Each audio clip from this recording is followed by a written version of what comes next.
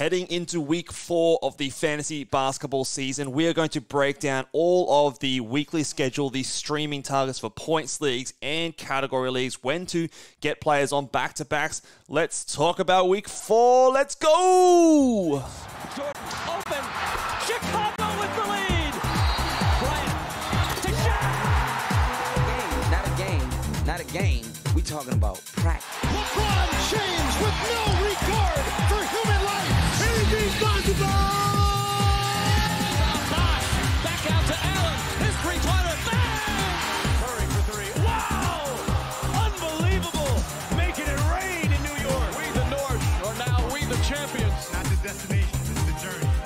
Mamba out.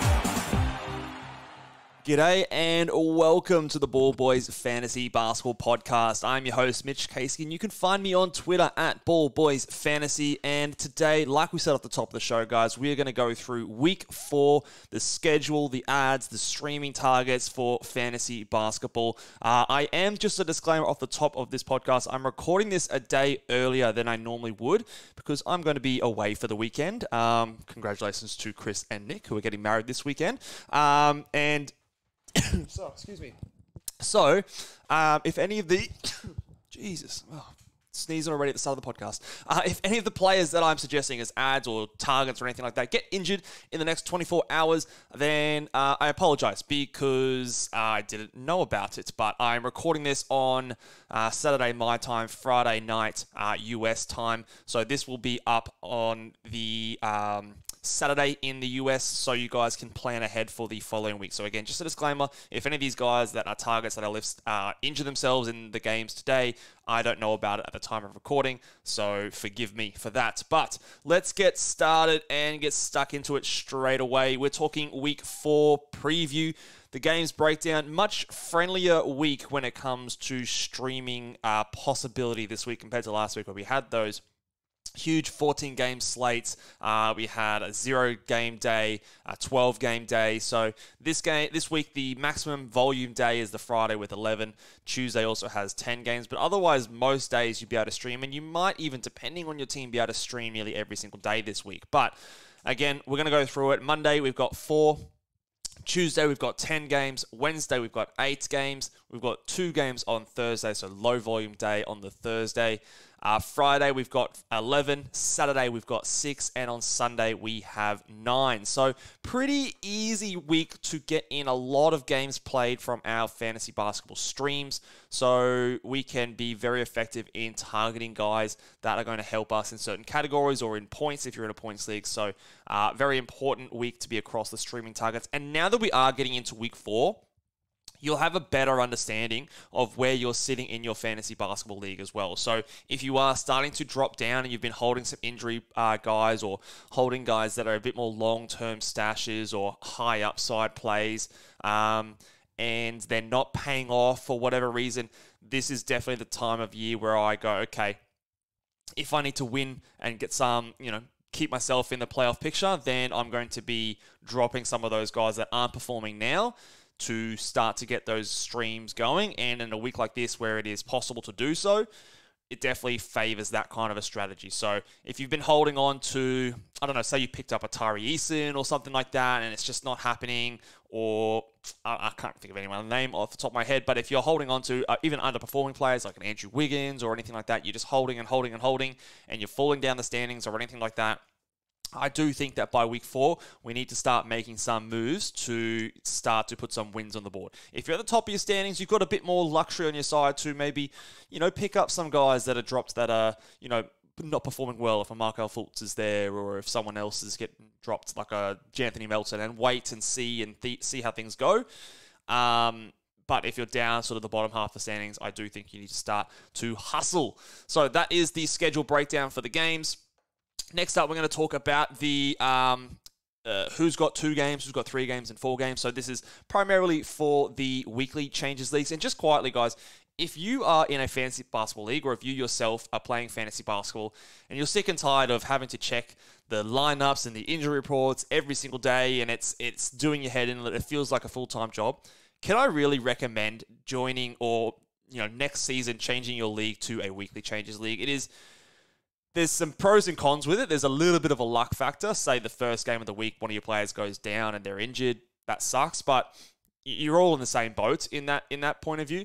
And it's also got much more of a fantasy football kind of a feel to it. So check your lineups, check these schedules at the start of the week, have a bit of decision making when it comes to that kind of a thing, and then set your lineups, and that's it for the rest of the week. Whatever happens after that.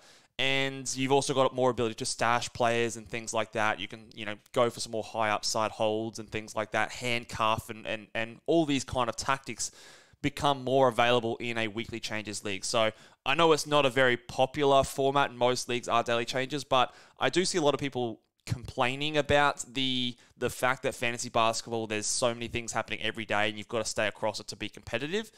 If that is a drag to you, try the weekly changes leagues, because it is, I think, something that is maybe undervalued in fantasy basketball leagues out there. So especially good for deeper leagues, in my opinion, when there's not actually much value in streaming off the waiver wire. Anyway, that, side spiel apart.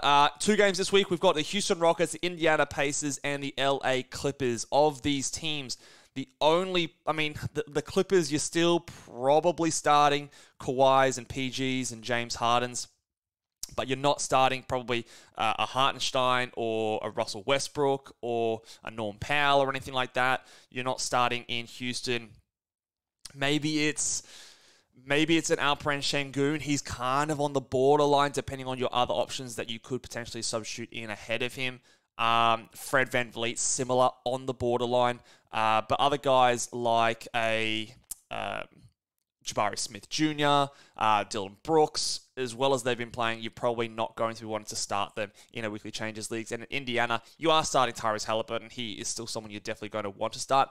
But the rest, probably a Miles Turner, maybe depends again. Is there another option you can get in that could give you a similar level of blocks? He hasn't been lighting the world on fire when it comes to his blocks, but he could still have 2 games where he blocks 5 shots in each game. So he's again on the cusp, depending on who else you've got available. But everyone else, I don't think needs to be started from those teams in a 2-game week. We'll quickly run through the 3 games, because again, like most weeks, most teams have 3 or 4 games. In the 3 games column, there are 14 teams: Atlanta, Brooklyn, Charlotte, Denver, Detroit, Golden State, Memphis, Miami, Minnesota, New Orleans, Phoenix, San Antonio, Utah, and Washington. In the 4-game slates, you've got Boston, Chicago, Cleveland, Dallas, the Lakers, Milwaukee, New York, OKC, Orlando, Philadelphia, Portland, Sacramento, and Toronto. So just highlighting those guys. It's not a huge difference between 3 and 4. There is a much bigger difference between 2 and 3. But if it's those back-end kind of players that are kind of on the cusp of, top 100, top 120 value, you'd favor the 4-game guys and go with them over the guys who have 3 games. But for your main top 10, top 100 players, top 10 on your roster, or your top 100 players overall, those guys, even if they're 3 games versus some guys who are, backhand 4 games, they still usually play the better guys on those 3-game weeks. So those are the weekly schedules for each of the teams. Let's now go into the quality games. So there are quite a few teams this week that have 3 quality games. So the maximum games played is 4. No one has quality games on all 4 of their games this week, but there are several teams that have 3 quality games, and they are the Boston Celtics, the Chicago Bulls, Cleveland Cavaliers, the Dallas Mavericks, Milwaukee Bucks, New York Knicks, Sacramento Kings, and the Toronto Raptors. All have 3 quality games. So several choices for us to use when it comes to streaming this week. So a lot of the players from these teams we're going to be highlighting as our streaming targets. So we're going to have quite a few options in today to go through for targets for different categories and fantasy points alike. So that is nice for us to have those options available to us rather than limiting our pool just a few players like we have probably last week when there was fewer quality games to choose from. Let's talk about the worst quality games for this week, and there is one team that has 0 games that are on low volume days, and that is the LA Clippers. So no point adding a back-end Clippers player. If you have someone like a Norm Powell, you can easily go ahead and drop him. I think he is a clear drop in basically 10, 12, 14 team leagues because, again, the arrival of James Harden, he's a back-end guy. He had those steals and blocks last game, but that's not typical. So he is not someone you're going to use at all this week, so you can drop him. Not looking at anyone like a Terrence Mann or anything like that. And even someone, you're probably not dropping him, but you're definitely not really going to use him, and that is Russell Westbrook this week, and maybe even an Isaiah Hartenstein, depending on your other options. So with Hartenstein, you've got the Mason Plumlee injury, which helps him, but again, this week is not set up for a player like that to thrive. Let's talk about now some back-to-backs. Now, last week we didn't cover the back-to-backs because there wasn't really any need to attack them, but this week there will be because you're going to be using a lot more ads, I believe. So there is no Monday-Tuesday back-to-backs. So again, we're targeting games where there are low volume days in consecutive days, essentially. So Monday to Tuesday, it's not technically a back-to-back, but you've got the Tuesday high volume day, so 10 games on that day, 4 games on the Monday, 8 games on the Wednesday. So you can add a player from these teams and get 2 games out of them. And the fact they're going to be sitting on your bench on the Tuesday doesn't necessarily hurt because there are 10 teams playing. So we've got Boston, we've got Chicago, we've got Cleveland, Milwaukee, New York, Sacramento, Toronto, and Washington. A lot of those guys we talked about on the teams that have a high 4-game quality game week. A lot of them play the Monday, Wednesday back-to-back this week. So you can definitely add some of these guys, even if you want to add them on the Sunday ahead of things. If you're going well in your matchup, you've got that wrapped up, you can add one of these players ahead of time before the weekly ads limit starts, and get right ahead and start the week off with maximum games played from players of this team. Let's go on to the next back-to-back. And again, there are no Thursday, Friday back-to-backs. No teams play a back-to-back on those games. So again, we're looking at the what some people would call a pseudo back-to-back, so skipping the Friday, adding someone on Thursday. Again, 2 games on Thursday, very low volume, and 6 games on Saturday. So you'll definitely be playing these guys, and they are the Golden State Warriors, the Miami Heat, and the OKC Thunder. So if we look at some of these players like the Golden State Warriors, the Miami Heat, there are a few guys that we can target there, so you might look to grab them after you've done the Monday, Wednesday. Add those guys, drop them, add some of these players, and then on the Sunday or whatever, you can look to a target whoever is going to hit the best stat for you, and then you've still got one ad left over throughout the week to add someone that maybe doesn't fit your streaming schedule, that maybe just prevents longer-term value or really pops off, or there's an injury, you want to add another guy. So going through these players, you're going to get, what would that be, 5 ads through 3 ads for 5 games if you followed this kind of schedule. And there is actually another, if we go back to the Saturday, Sunday as well, we've got a back-to-back on the Saturday, Sunday on the weekend. Dallas Mavericks, Memphis also plays the Saturday, Sunday, and OKC plays the Saturday, Sunday. So if you remember, if we go back to the other slide, OKC played the Thursday and Saturday, and then they also play the Saturday and Sunday. Oh, jeez. Sneezing all over the place today, and I vacuumed this morning. What's going on? So OKC, if we highlight them, they play those 3 games in the final 4 days of the week. So what you could do, again, as an optimal plan to... Now, the issue is there's not really anyone from OKC that stands out a huge amount.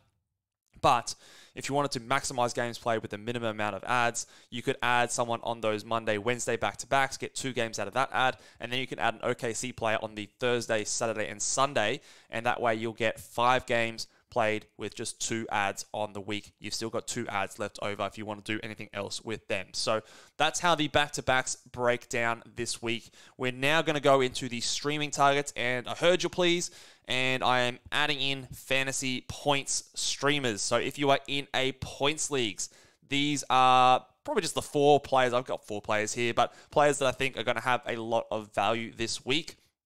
They also play on low volume days and also have a high number of days to play this week. So fantasy points stream targets. You've got Karis LeVert, Malik Monk. Even if De'Aaron Fox comes back, Malik Monk is still someone that can give you some decent scoring. Skylar Mays, you're going to see his name a lot on these streaming targets. It was confirmed today that Scoot Henderson's going to be missing at least another 2 weeks. I do believe that Malcolm Brogdon is going to be missing a similar amount of time with his soft tissue injury.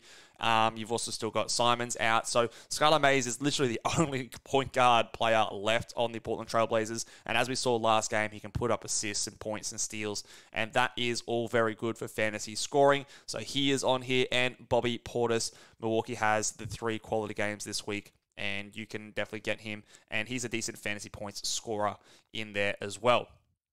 Let's talk about points for category leagues. So this is for the scoring category if you're looking for that more for category leagues. So points, we're looking at Grayson Allen, Kobe White, who I think should be added in category leagues anyway, especially if you're punting field goal percentage. He's kind of a guy that I think should be rostered.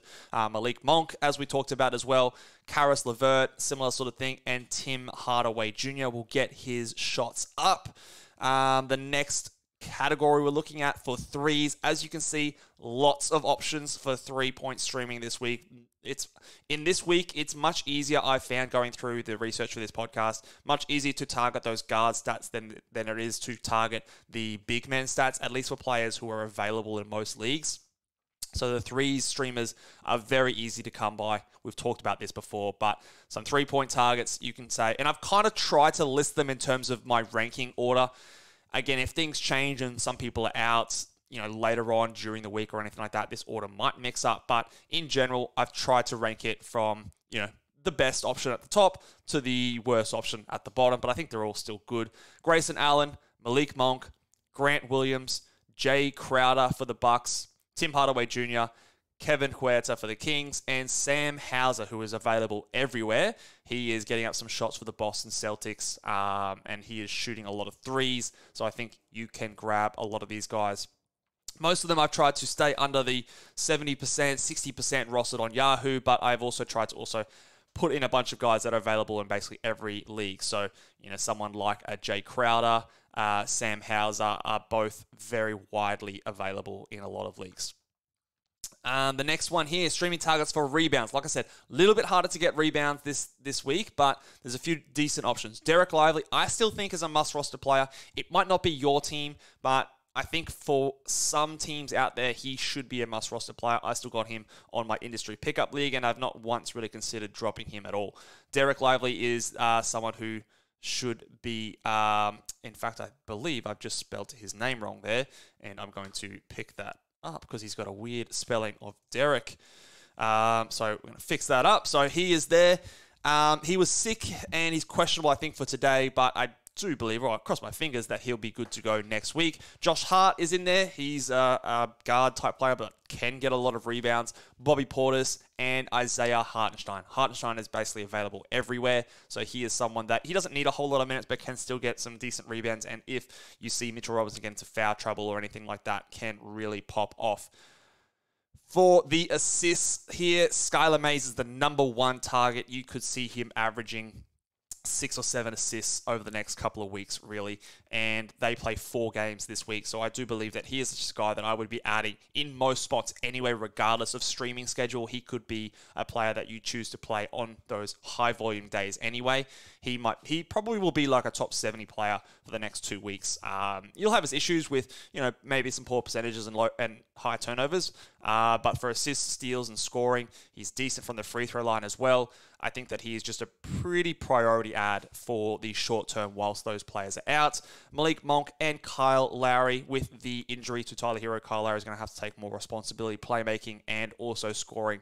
So I think he is a good option for assist stream next week. Let's talk about the steals streamers again. A few options here, quite a few. Skylar Mays, as we talked about, but also Matisse Thybulle, his teammate. Again, I think they're just running out of options to play guards, and I've not been very enthusiastic about Matisse's availability and ability to play high minutes, but they kind of just have to play him now. And we know Matisse Thybulle can do steals in high bunches.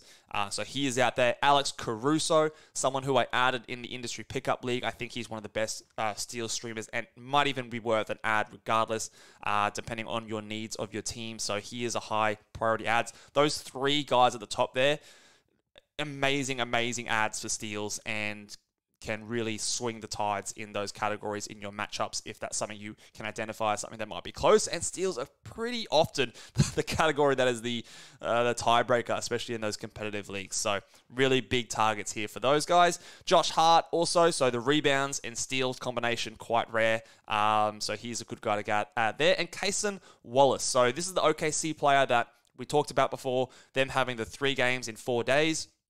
Cason Wallace, he's had a game where he's had 4 steals. He's also pushing a little bit higher up in minutes, maybe more of a deeper league player, but someone definitely to keep your eye on. If you can add him for 3 games over those 4 days, and he averages 1.5 steals over that time, gets you, what would that be? Quick maths. Gets you like 4 or 5 steals in those 3 days, 3 games over 4 days. That could be a big swing. I mean, maybe he gives you 1 game of those 3 where he goes for 4 and he has another 2 steal games. It could be big, but he is someone that is at least worthwhile looking at, and it is available basically everywhere. He's not rostered in many spots at all.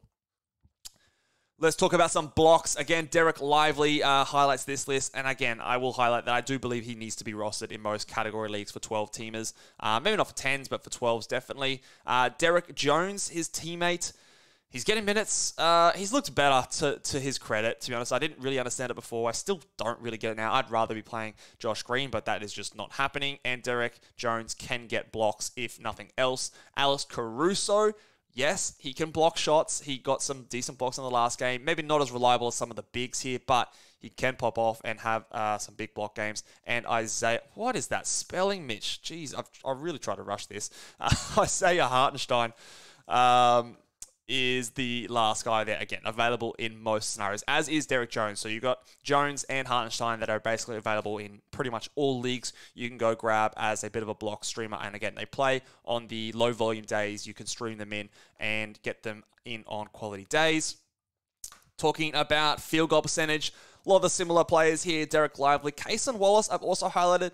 I don't know how much I believe in this, but so far, I think every single game he's played, he's shot over 50% from the field, which for a rookie guard is extremely rare. So it comes with its risks, but I've just highlighted here because we talked about him in the steals stream as well, and obviously the OKC thing.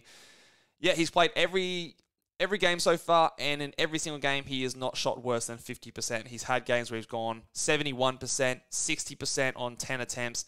He went 100% in his first game, shooting 5 of 5, 3 of 4 the next game. So far, he's been extremely efficient in his career. That'll have to fall off some point, but he is showing an ability to at least work within the offense and play efficiently. And it's more just to highlight that if you're adding him for that steal stream, he's not going to, at least from what we've seen so far, hurt you in field goal percentages. It's not necessarily something that's going to rise you up, but he won't hurt you, at least, I believe.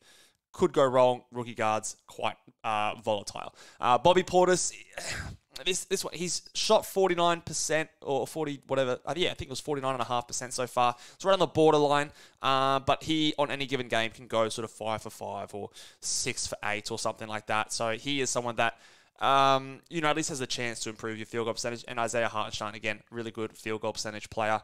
Not high volume, especially in the Tibbs run offense, but pretty safe for him to go, 60, 70% most games. And then the last stream target for free throw percentage. Again, usually pretty hard to manipulate this category. Malik Monk went for a massive, what did he have? Like 16 free throw attempts last game. So he is someone that can at least get to the line. We've got our mate Harrison Barnes, who is not a super exciting fantasy player, but he can shoot free throws. He does get to the line semi-frequently and does them at a good job. Skylar Mays, I think, will get a lot of attempts and he can shoot them at a decent percentage. And he, to me, is just basically the streamer of the week this week because of the opportunity in front of him. And Grayson Allen might not get to the line too much, but can hit them at a high percentage. And again, he's a good guy for threes and point streaming, so can also help you with your free throw percentage in that category. So that is the week 4 preview. I'm trying to get these ones out, pump them out, give you the information, and let's go and move on from there. So make sure you guys give this video a big thumbs up and let me know down in the comment section how you're going so far in your fantasy matchups in head-to-head leagues. Are you 3-0? Have you lost a matchup? Are you starting down the rankings? Let me know down in the comment section, and I'll see you guys next time. Bye!